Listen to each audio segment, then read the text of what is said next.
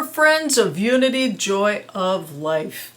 Around 2009, my dear friend Linda and I went to a rally. Now, it was political in nature, but honestly, we weren't there for the politics. We were there because there was this one particular speaker that we wanted to hear, someone inspiring, someone uplifting. And there was great music and thought-provoking speakers, and everywhere we looked, the people were smiling, they were connecting, they were laughing, they were singing. It was very peaceful, it was very kumbaya. So Linda and I decided to walk across the parking lot to use the ladies' room, and that is where everything changed. We noticed large buses pulling in, some vans that were marked ABC, CBS, NBC, and other major news stations. And then people began stepping off the buses, holding these homemade signs, protesting the gathering. But here's the strange part. Other people stepped off the same buses, holding signs with the exact opposite message. And then we watched them do something unforgettable. They staged a riot, a mock riot. People yelling, shoving, a couple of fights breaking out, perfectly positioned for the cameras. Reporters rushed in, the microphones went up, the scene was being filmed, and some of the same people walked into the peaceful rally, not to participate, but to agitate. And we thought,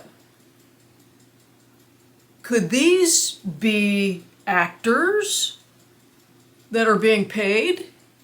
What's going on? What is going on here? And just as a side note, yes, there are actual companies called Crowds on Demand and Side Hustle paying people to create agitation, confrontation, and start riots.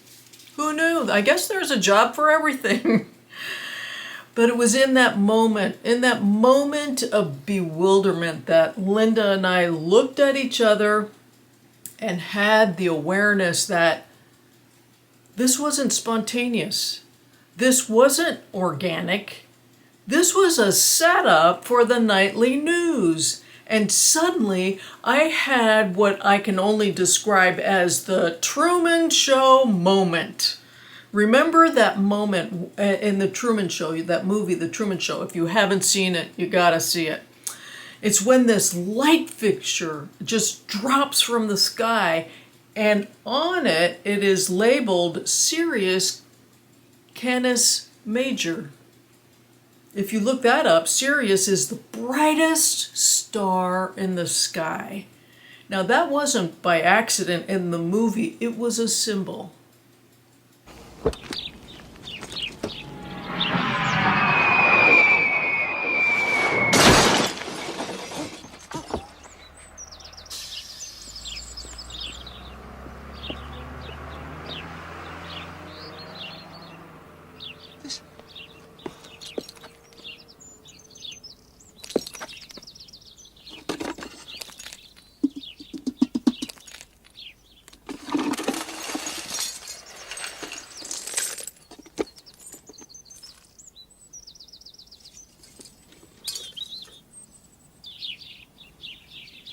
Here's a news flash just then. An aircraft in trouble began shedding parts as it flew over Sea Haven just a few moments ago. Oh. Wow, luckily no one was hurt. But hey, how do you feel today? You see, it was in that moment that Truman realized not everything is what it seems. The world he trusted, the world he believed, the story he believed, the reality that he lived in, it was a production. And that day, when Linda and I were in that parking lot, I felt that same inner click, a remembering. My friends, as I have mentioned before, planet Earth is the master class. Because according to the ancient Gnostics, which is the true teaching of Jesus, Planet Earth is the system of forgetting our true source.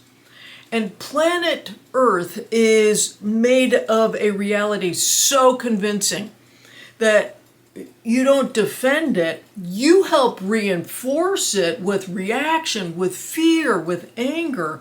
It keeps your nervous system in perpetual tension. And as a collective agreement, it just needs you to be unconscious and to be reactive. And it rules by division and forgetting. That forgetting that God is in all things, that God is your help in every need. Now you know why it's called the Master Class. It is the Master Class. So you did not come here to give your attention to the outside world. You came here to awaken, to remember your own divinity, to remember that light that is shining from within you. That's the deeper message behind the Truman Show. That's also the message behind The Matrix. If you might remember that, in The Matrix, Neo discovers that the world he thought was real is only a simulation. But the prison was never in the machines. The prison was in belief. The belief in fear. The belief in the conditioning of the outer world, or surrendering all your attention to the outer world. And once Neo wakes up, the matrix doesn't disappear. What disappears is the power that it has over him. I love that. So when you look around at the chaos of this world, and you gotta look around and go, yeah, there is chaos in the world. And when the outer world triggers you, when you feel anger arise, when you feel the fear tighten in your chest and anxiety spin in your thoughts, that's not a sign that something is wrong with the world. That is your cue. That's your cue to. It's a sacred alert, a reminder that you have momentarily lost your mind.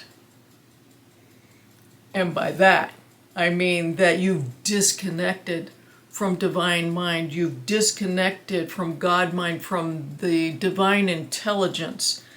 And that's all that's required in that moment, just a gentle return from forgetting that you're divine, a realignment, a remembering, as Jesus put it, the kingdom of heaven is within you. Not out there, it's within you. So here's the deal. Think of planet Earth like being inside a simulation airplane, if you will. You're seated, the screen is playing, the turbulence, it feels real. But when you remember that it's a simulation, you kind of relax your grip, right? The simulation itself cannot hurt you, but what can hurt you is what you unconsciously project onto the screen of the simulation, like blaming the simulation, fearing the simulation, fighting and reacting the simulation. The moment you believe that the illusion is in charge, then you forget. You forget it's as I said, the planet is the master class of forgetfulness. You just forget that you are divine. My friends, awakening doesn't mean escaping this world. It just means seeing it clearly without letting it own you. Just like Truman, just like Neo in The Matrix. It's just like that light falling from the sky. Sometimes awakening comes quietly in a parking lot between two friends when something inside of you whispers, "Oh, I see it clearly now." And once you see, you can never go back to sleep. When you remember who you are, the illusion loosens its grip. You are not trapped in the simulation. You, my friends, are the awareness, just watching it. Just watching. Until next time, I'm keeping the faith for you.